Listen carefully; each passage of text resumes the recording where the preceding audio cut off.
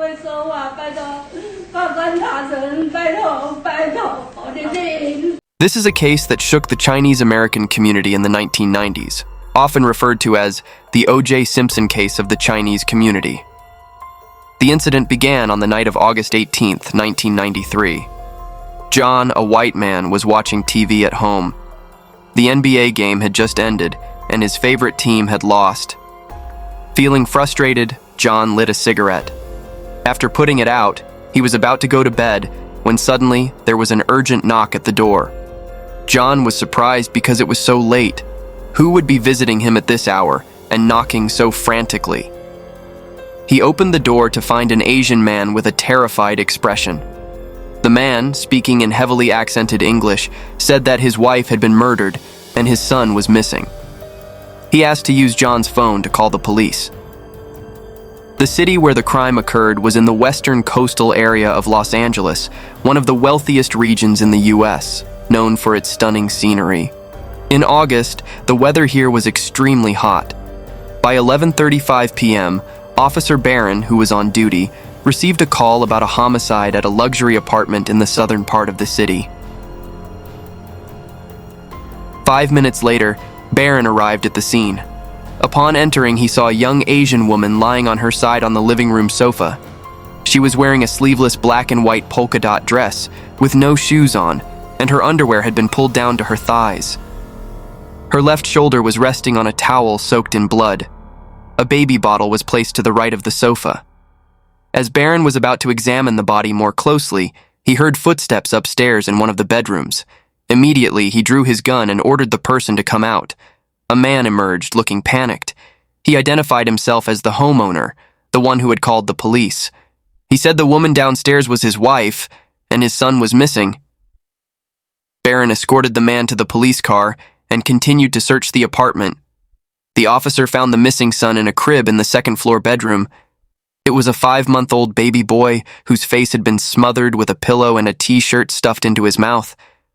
An autopsy revealed that the woman had 19 stab wounds from a sharp object, all fatal. A defensive wound on her left arm showed that she had fought back fiercely before dying. The baby boy had also suffered the same fate as his mother, suffocating to death. According to initial estimates, the crime occurred between 10 p.m. on August 17th and 3 a.m. on August 18th, a window of 4 to 5 hours. The identities of the victims were quickly established. The woman, whose Chinese name was Ji Beng, had an English name of Jennifer Ji, and she was 25 years old. The baby boy was her son, named Kevin, and had just turned 5 months old. The man who claimed to be the husband and father of the victims was Peng, a well-known Taiwanese businessman, often referred to as the King of Electromechanics. Peng, aged 50, owned a Taiwanese electronics company with branches in San Diego, Singapore, Shanghai, Xiamen, Shenzhen, and Qingdao. In the 1990s, the company had an annual revenue of $40 to $50 million. By those standards, he was a bona fide billionaire at that time. Jennifer, the female victim, was his mistress, and Kevin was their son. According to the investigation, Jennifer was born in Qingdao.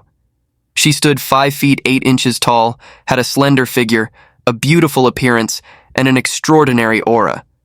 Her father was an architect, and her mother was a doctor. Jennifer grew up in a well-off family and received a good education. She was a runner-up in tennis at the Chinese National Student Games. In September 1989, Jennifer graduated with a degree in marine chemistry. After several rounds of interviews, she was hired as an assistant manager in the public relations and business department at the Qingdao Hotel. This was considered a prestigious and well-paying job at the time. On August 4, 1990, by chance, Peng came to Qingdao to attend a trade fair. At a banquet, he was instantly attracted to the beautiful Jennifer. Although Peng was married and had 2 sons, he spent the next 3 days constantly by Jennifer's side. Before returning to Taiwan, Jennifer gifted him a white t-shirt which he wore. After returning to Taiwan, Peng and Jennifer called each other almost daily, and their relationship grew more passionate. 2 months later, in October 1990, Peng invited Jennifer to join him at a trade fair in Shanghai. In the letter, he wrote, "Your youth and energy are unforgettable to me. Every night, I dream of us meeting again. Enclosed were $300 and 2 designer dresses. Over time, they gradually became lovers. In January 1991, Jennifer left her job in Qingdao and moved to Shanghai, becoming the assistant to the general manager and executive secretary of Jim Peng's Shanghai branch. Later, in October 1991, Jim Peng arranged for Jennifer to go to San Diego, US to study finance management and marketing.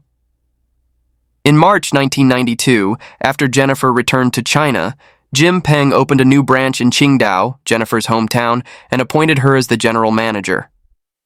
In August 1992, Jennifer discovered she was pregnant. Jim Peng immediately applied for a B-1 visa for her to give birth in the US. He rented a luxury apartment in the southern part of Mission Viejo, California, so Jennifer could rest and take care of her pregnancy. On March 16, 1993, Jennifer gave birth to a baby boy. During this time, Jim Peng only visited her 2 to 3 times, staying for 4 to 5 days each time before leaving.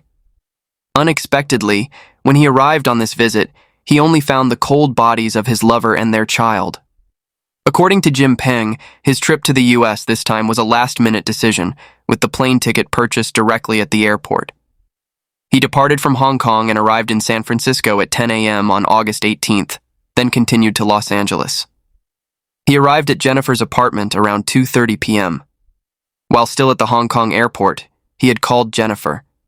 When he reached San Francisco, he tried calling again, but this time there was no answer. Upon arriving at the apartment building, he rang the doorbell since he didn't have a key, but no one answered. He went to the building's management office to borrow a key, but the staff found that his name wasn't listed as a resident, so they refused to give him one. Exhausted from the long journey, Jim Peng rested in the management office for a while, and even took a short nap. After waking up, he went back to Jennifer's apartment and rang the doorbell again, but still, no one answered. He left a note saying, "Bing, when you get home, come to the management office. I'm waiting for you there." It's important to note the context of that time. Since it was 1993, mobile phones were not widely available, so reaching someone was quite complicated and took more effort. By 5:30 p.m., the management staff was preparing to leave for the day, so Jim Peng went back to Jennifer's apartment door. By 11 p.m., Jennifer still hadn't returned. Jim Peng had a bad feeling. Based on what he knew about Jennifer, she wouldn't come home this late without a reason. He pushed the door open and was shocked to find it ajar, not locked at all. Jim Peng entered and saw Jennifer lying cold on the sofa. In a panic, he ran outside to the neighbor's house to borrow a phone and call the police. And that's the scene we mentioned at the beginning of this story. When news of the crime broke, the residents of Mission Viejo were in shock. This was a highly secure, affluent area where such brutal crimes were rare. What made this case even more sensational were the complex and controversial relationships between the people involved. A billionaire hiding his mistress and their child in the US. Just 2 to 3 days before the murders of the mistress and the child, the billionaire's wife had also arrived in the US, staying in a house just 3 miles away from the mistress's residence. So, who was the killer?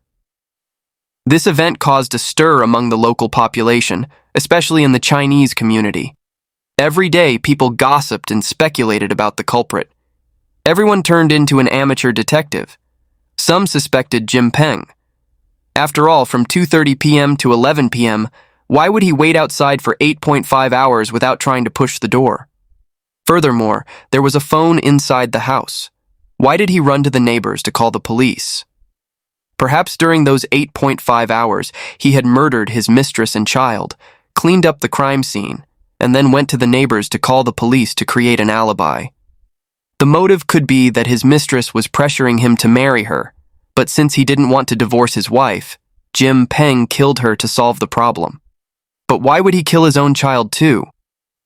Moreover, the time Jim Peng arrived in Los Angeles was 2 p.m. on August 18th, while the police determined the time of death was between the night of August 17th and the early morning of August 18th.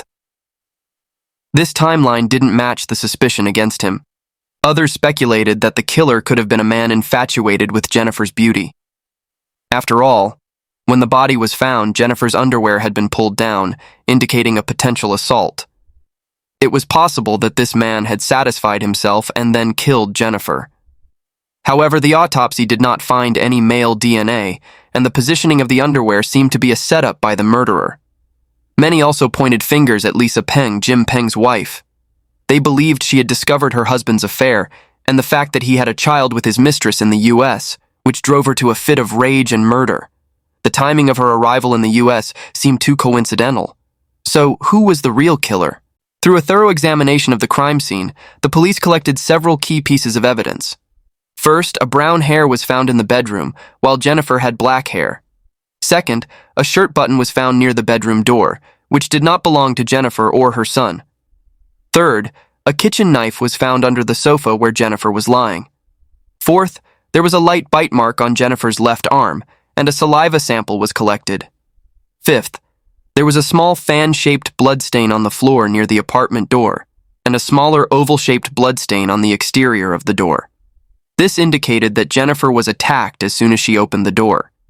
Additionally, the blood trail extended from the carpet inside the door, across the sofa, and up the exterior of the door about 3 inches off the ground.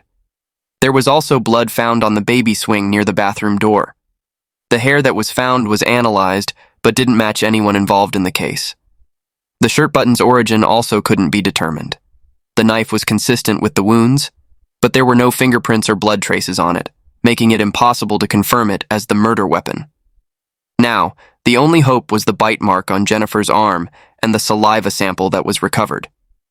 After a detailed comparison, experts found that the bite mark on Jennifer's arm matched the dental impressions of Lisa Peng, Jim Peng's wife. However, the margin of error was still relatively high. DNA from the saliva sample would need to be matched with Lisa Peng's DNA to be certain. But the amount of DNA in the saliva sample was very small, leaving uncertainty about whether it was enough for testing. After months of careful study, forensic experts finally concluded that the DNA in the saliva on Jennifer's arm matched Lisa Peng's DNA. However, by this time, Lisa Peng was at home in Taiwan. How could U.S. authorities extradite her from Taiwan to the U.S.? This posed a complex legal challenge. On January 1, 1994, Jim Peng received a call from the Los Angeles police. They requested that he return to the U.S. to discuss a reward for finding the killer and also suggested that Lisa Peng accompany him. Previously, due to the lack of progress in the case, Jim Peng had proposed offering a reward for any leads, but the police advised him to wait. This time, they used the reward as a reason to invite him back to the U.S., conveniently bringing his wife along. Initially, Lisa Peng didn't want to go, but Jim Peng insisted that they should cooperate with the police to clear her name. So the couple boarded a plane to the U.S. together. By January 5, 1994, Jim Peng and Lisa Peng had arrived in Los Angeles. Upon arriving at their hotel, forensic experts immediately took 5 cubic centimeters of Lisa Peng's blood, likely to run another DNA test. 2 days later, on January 7th, the police informed Jim Peng to bring his wife and 2 sons to the police station for questioning. It's worth noting that Jim Peng's 2 sons were studying in the U.S. and living in the family's mansion, so Jim and Lisa Peng often visited the U.S. to stay for a few days to see their children. On the morning of January 8th, Jim Peng and his wife brought their 2 sons to the Mission Viejo police station. There, all 4 were asked to take a lie detector test. 3 of them passed, but Lisa Peng continuously failed the test. At 2 p.m., the police began a private interrogation with Lisa Peng. She denied knowing Jennifer's whereabouts. The police asked why, when they visited her home after the incident, they noticed her left leg was injured. Lisa Peng claimed she had fallen at home, and her younger son could testify to it. However, when her younger son was asked during his lie detector test, he said he didn't remember the incident. Around 6:30 p.m., the police announced the arrest of Lisa Peng. Lisa Peng was born into a modest family in Tainan. Her father passed away early, and the family consisted of 6 sisters and 2 brothers. As the second eldest, Lisa Peng had to shoulder the responsibility of supporting the family along with her mother. 22 years prior, Lisa Peng had been working at a foreign electronics company when she met Jim Peng, a fellow Tainan native and a friend of her colleague. Although Jim Peng was of short stature, he was strong, hardworking, and ambitious in his career goals. After they fell in love, Lisa Peng learned that Jim wanted to start his own electronics company, but lacked the initial capital. She biked all over to borrow money from family and friends, managing to gather the first funds for their business venture. Both eventually quit their jobs and started their own business. At that time, the electronics industry was highly profitable. Before long, their business grew rapidly, expanding from a small workshop with a few employees into a large company with branches all over Taiwan, eventually spreading across Asia and Europe, becoming a multinational corporation. All of their success was due to the joint efforts of both husband and wife. In a later interview, Jim Peng even admitted, "My wife contributed greatly to my career." In the company, Jim Peng served as the chairman, while Lisa Peng held the position of chief financial officer. Back when they were still in Taiwan, the couple would come home from work and discuss everything together. However, as the business grew, Jim Peng frequently traveled for work, while Lisa Peng mostly stayed in Taiwan. Jim focused on his career, and even after more than 20 years of marriage, there were never any rumors of infidelity. Lisa Peng trusted her husband completely, until things started to change after his business trip to Qingdao in 1990. That evening, as Lisa Peng was helping her husband unpack, she found a woman's t-shirt in the suitcase with a lipstick stain on the collar. This was the same t-shirt that Jennifer had given to Jim as a memento, as mentioned earlier. At this point, Lisa Peng didn't know about Jennifer's existence. She asked her husband about the shirt. Jim Peng said it was a gift from someone. Lisa Peng questioned him, "This shirt is so small, how could it fit you? Why would they give it to you? And what about the lipstick stain?" Jim Peng dismissed her concerns, saying it was just part of business etiquette, and told her not to worry. Lisa Peng had no concrete evidence to prove that her husband was cheating, so she let it go. A few days later, when reviewing the company's phone bills, Lisa Peng noticed that calls were being made almost daily from her husband's office to a number in Qingdao. That's when she discovered Jennifer's existence. Lisa Peng met Jennifer 3 times before her murder. The first time was in April 1991. By then, Jennifer had become the assistant general manager of Jim Peng's Shanghai branch. Lisa Peng traveled to Shanghai and went to the hotel where Jennifer and Jim Peng were staying. The 3 of them had a conversation. The exact details are unknown, but they parted on tense terms. The second time was in the U.S. By that point, Jim Peng had arranged for Jennifer to study in the U.S. and stay in the family's mansion. One day, Lisa Peng called from Taiwan to the house in the U.S., and Jennifer answered the phone. Furious, Lisa immediately booked a flight to the U.S. Upon arrival, she found her husband and his mistress living together in her home, with Jennifer's clothes hanging in her bedroom closet. In a fit of rage, Lisa Peng slashed all of Jennifer's clothes in the closet. It was said that Jim Peng slapped his wife in front of Jennifer. The third time was in Qingdao. Even after Jennifer finished her studies in the U.S. and returned to Qingdao, Jim Peng still set up a new company there and appointed Jennifer as general manager. Lisa Peng went to Qingdao, demanding that Jennifer stay away from her husband. But in the end, she had to return to Taiwan, heartbroken and alone. After Lisa Peng's arrest, Jim Peng told reporters, "I trust my wife. She is kind-hearted and would never do something so cruel."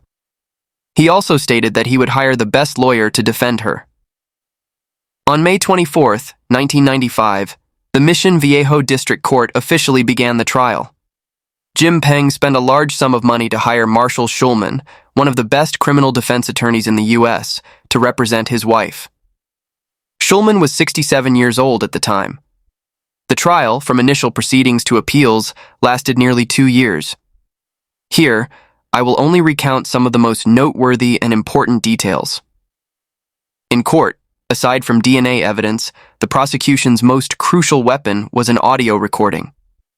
This piece of evidence ultimately shaped the direction of the trial.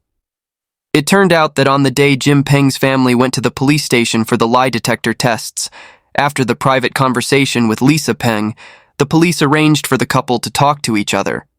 They spoke in Chinese, Since the officers couldn't understand the language, they recorded the conversation. During the conversation, in response to Jim Peng's questions, Lisa Peng did not directly admit to killing Jennifer, but she did confess to meeting Jennifer and having a physical altercation. She claimed that Jennifer had accidentally fallen onto a knife and died. Attorney Schulman immediately objected, arguing that the police had used an illegal wiretap to obtain this private conversation, making it inadmissible as evidence. However, prosecutor Robert Mulco countered by saying that since police officers were present during the conversation, it was not private, and no wiretapping issue existed. Furthermore, there was a legal precedent in California where a recording in Thai had been used as evidence in court, so the recording in this case was admissible. As for the DNA evidence, Schulman presented the argument that the person who bites is not necessarily the killer. He exploited the weakness in the prosecution's case by pointing out that the police had no direct evidence from the crime scene linking Lisa Peng to the murder, claiming that the DNA match meant nothing. Schulman explained that on the afternoon of August 17th, the day before Jennifer's body was discovered, Lisa Peng had indeed gone to Jennifer's apartment. They argued, and Lisa Peng bit Jennifer's left arm before leaving. At that time, Jennifer was still alive, and she even made a phone call to a friend at 3:30 p.m. Schulman also pointed out that Lisa Peng was petite, standing less than 5 feet 3 inches tall, and questioned how she could have overpowered and killed Jennifer, who was 5 feet 8 inches tall, physically fit, and a regular athlete. Schulman then presented his own theory about the killer. He speculated that Jennifer was murdered around 2 p.m. on August 18th, and the perpetrator was Jim Peng. His reasoning was based on a series of suspicious actions by Jim Peng that day, such as waiting outside the door for 8.5 hours and going to the neighbor's house to make a phone call, among other things. At this point, you might be wondering, didn't the police originally state that the time of death was between 10 p.m. on August 17th and 3 a.m. on August 18th? Why is Schulman now claiming it was 2 p.m. on August 18th? Schulman explained that in August, the temperature in Mission Viejo is high and the heat can affect the body, leading forensic experts to make an incorrect estimate of the time of death. At this point, Prosecutor Mulco called Jennifer's older sister to testify, asking if Jennifer had a habit of showering daily. You might be asking, why bring up the victim's shower habits at this point? When Jennifer's sister confirmed that she did shower daily, Prosecutor Mulco stated, "If Jennifer showered every day, and if the bite mark on her arm occurred in the afternoon on August 17th, then when she showered that evening, the saliva on the bite would have been washed off. So how could we have found residual saliva when the body was discovered on August 18th? Schulman immediately countered, "What her sister remembers is Jennifer's habit a year ago. Who knows if, after having a baby, Jennifer still kept the habit of showering daily." Throughout the trial, the prosecutor and defense attorney engaged in fierce arguments, neither willing to back down. Outside the courtroom, the Chinese community was also divided into two camps. One camp believed that the murderer should be severely punished. Although Jennifer had intruded on someone else's marriage, a shameful act, this was still a homicide. She and her child were victims in this case, and Lisa Peng, suspected of murder, needed to face legal consequences. The other camp argued that Jennifer was greedy, seducing Jim Peng with no regard for morality. They believed that Lisa Peng killed to protect her family and deserved sympathy. Supporters of punishing the killer severely submitted a petition with signatures to the judge, demanding that the perpetrator be punished according to the law. Meanwhile, women who sympathized with Lisa Peng drove for miles to the courthouse, holding signs urging the judge to protect Lisa Peng and allow her to reunite with her family. Then, on September 18, 1995, the trial entered the final stage of closing arguments from both sides. First, Prosecutor Mulco gave his statement. He said that the victim, Jennifer, had been stabbed 18 times and her baby had been strangled to death. The baby was suffocated for as long as 5 minutes before passing away, indicating that the killer harbored extreme anger toward them. And this person could only be Lisa Peng. Initially, she was just jealous and angry with Jennifer, but after learning that Jennifer had given birth, and knowing that the child would eventually share in the $200 million inheritance with her two sons, Lisa Peng's rage intensified. She became determined to eliminate them. How did Lisa Peng find out where Jennifer was living? Molko pointed out that in July 1993, Jim Peng made a phone call from their home in Taiwan to Jennifer. Lisa Peng saw the number on the bill and called it back. Over the phone, Jennifer mentioned that she was living in a great place with a swimming pool and a very comfortable lifestyle. This prompted Lisa Peng to fly to the US and arrange a meeting with Jennifer to talk. On the night of August 17th, after her children had gone to sleep, Lisa Peng went to Jennifer's apartment. Jennifer had even done her makeup, expecting Lisa Peng to arrive for a negotiation. But when she opened the door, she was immediately attacked.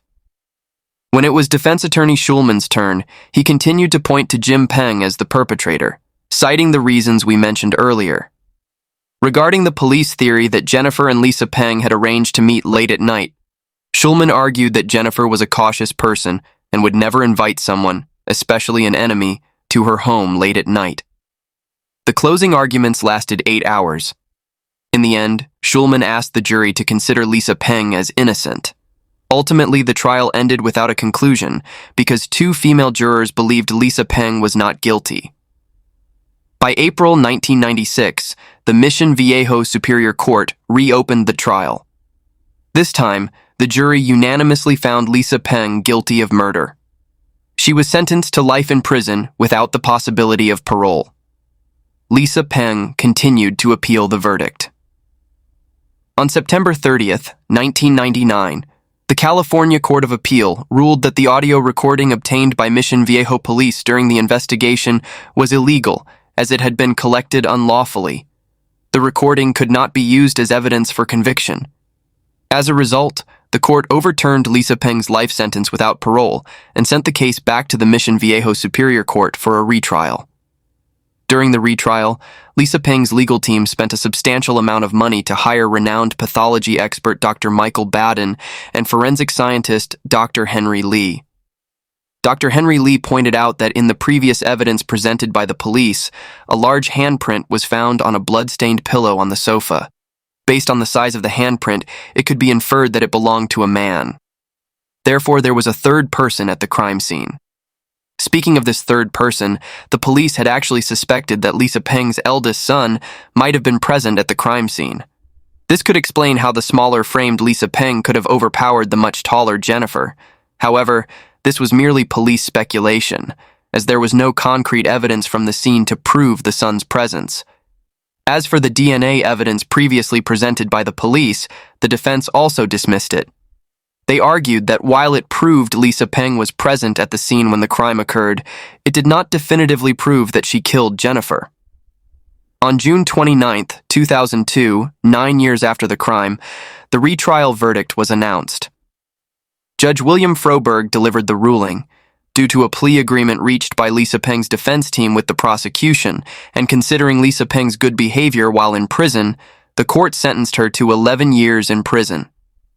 However, since she had already been incarcerated for 7 years since her arrest in 1994, she was eligible for release.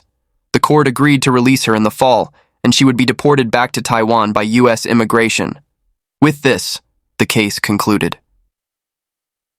We could not find exact information regarding Lisa Peng's life after her return to Taiwan. Some say that after her return, she divorced Jim Peng. Others claim the couple remained together and life returned to normal. If anyone has more information, feel free to share it in the comments. This case, happening so close in time to the O.J. Simpson trial, involved similarly clear evidence at the crime scene, a high-profile legal team, and an outcome that surprised most people. For these reasons, it became known as the O.J. Simpson case of the Chinese community. What are your thoughts on this case? Do you believe Lisa Peng was the real culprit, and was the final verdict appropriate? Leave your opinions in the comments below. Goodbye, and see you next time.